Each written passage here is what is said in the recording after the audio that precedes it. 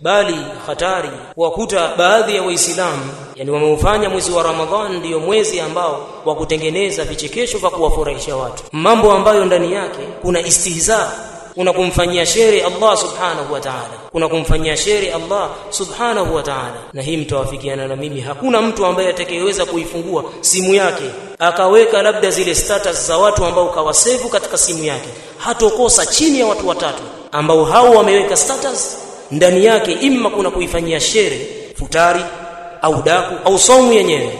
Wakati haya mambo ya futari, mambo ya daku, saumu yenyewe hii ni ibada, na kufanyia mzaha jambo la ibada hiyo ni kufuru, hiyo ni kufuru. Waweza toka katika Uislamu kwa sababu ya kufanya mzaha katika jambo linalohusu dini ya Allah. Wao wanafanya masahara kwamba jambo la chakula, Mtume sallallahu anatuambia tasaharu, kuleni daku, ina maana ni amri. Na nyinyi mnafahamu kwamba masala ya qadha ya ash-shar'i hayo lazima inahukumia kwamba Allah anayapenda. Sasa wewe fanyia mchezo mambo kama hayo. Sasa wakuta mtu jambo hili ndio analifanyia mzaha, kakosa mambo yote ya kufanyia mzaha mpaka aelekee mambo ambayo yanahusiana na dini. Mtume anatuambia tasaharu, kuleni daku, amri hiyo.